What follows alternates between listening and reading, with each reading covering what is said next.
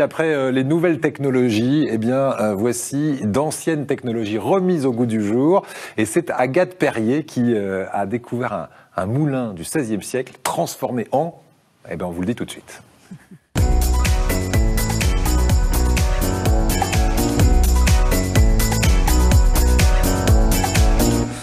Alors Agathe, merci d'être avec nous. Comme régulièrement dans l'émission, on va regarder de près cet article qui nous a intrigués, qui s'intitule « Un moulin à eau de 1514 joue l'effet électricité ». Ça se passe à Velot. C'est un moulin du XVIe siècle qui a été transformé en centrale hydroélectrique, c'est ça. Ça, c'était dans les années 60. Il est tombé en panne, ce centre qui fabriquait de l'électricité en 2012. Il a failli cesser toute activité et là, vous me dites, c'est carrément les citoyens, les habitants de Velot, qui se sont retroussés les manches, qui ont dit non, on laisse pas tomber notre centrale électrique et on va se débrouiller. C'est ça l'idée ? Oui, c'est ça. C'est en fait un collectif de citoyens qui s'est mobilisé pour créer en fait une entreprise quand la centrale électrique est tombée en panne.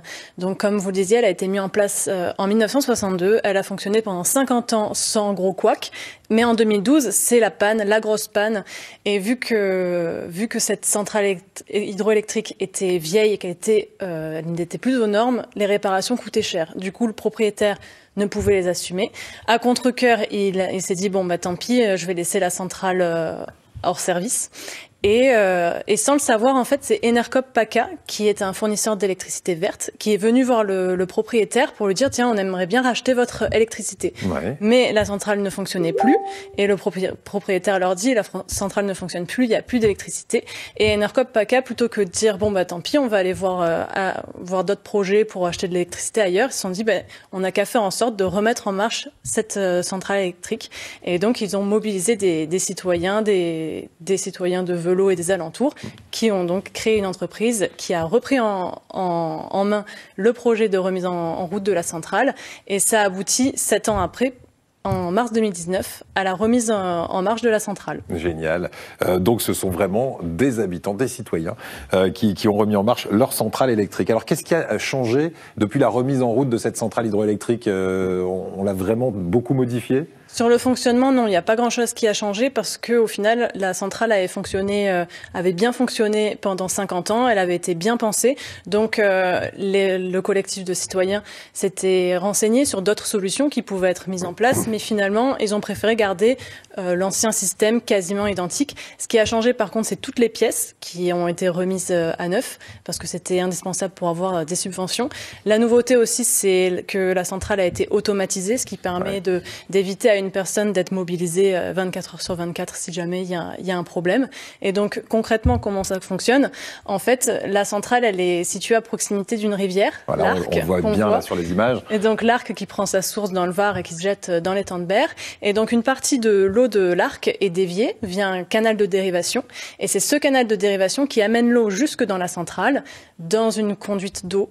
Et en fait, la conduite d'eau amène l'eau jusqu'à la turbine, qui se situe 5 mètres en dessous. Et c'est en fait la force de l'eau générée par la chute qui permet au système de fonctionner, de créer de l'électricité. Voilà, et après, l'eau repart dans un canal pour retrouver l'Arc comme si de rien n'était, parce qu'au final, il y a autant d'eau qui rentre dans la centrale qui n'en sort. Alors, vous disiez à l'instant qu'il y a autant d'eau qui rentre que d'eau qui en sort. Alors, pourquoi est-ce qu'on ne dévie pas un peu plus ? Est-ce qu'on peut pas en prendre un peu plus pour générer un peu plus d'électricité ? Parce qu'on en produit beaucoup, là, de l'électricité Alors, si je vous dis en kilowattheure, ça va pas trop vous parler. Donc, je vais vous dire qu'il y a 150 foyers qui sont alimentés en électricité grâce à la centrale. Après, chacun juge si c'est beaucoup ou non.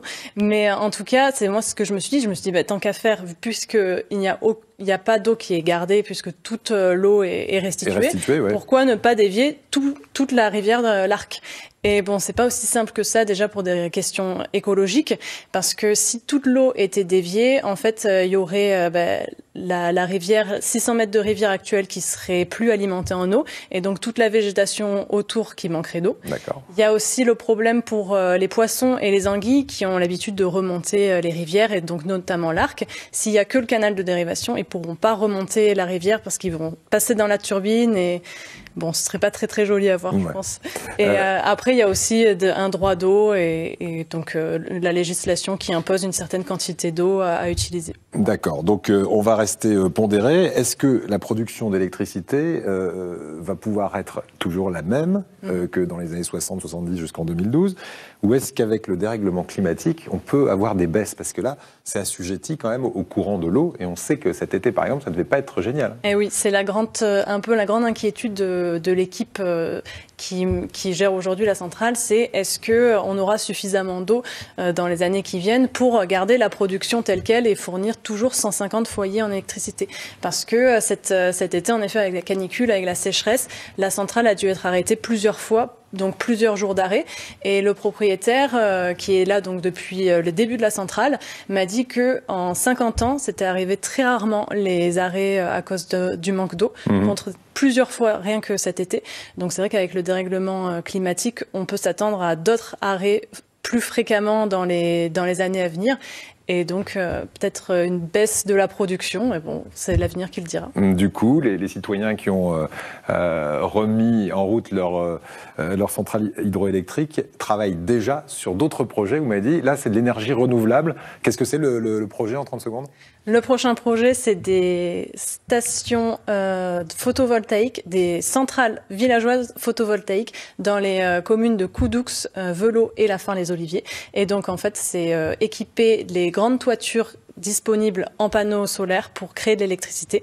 Et donc, l'entreprise qui gère la centrale de Velot, son rôle là-dedans, ça va être d'aider financièrement à l'émergence de ces projets, les aider à se structurer pour créer eux-mêmes une entreprise et après être totalement autonome sur ces projets. Génial. Donc, comment vous appelez ça? Des centrales solaires villageoises. C'est ça, ouais. Voilà. Et on voyait la photo de groupe, j'avais l'impression d'être dans le village d'Astérix, mais c'est un peu le cas. Ils défendent leur énergie avec toute leur énergie, justement. Merci beaucoup, Agathe. Cet article à retrouver dans Marcel le Média, ce moulin à eau donc du XVIe siècle qui fonctionne encore pour aider les habitants de Velot et des alentours.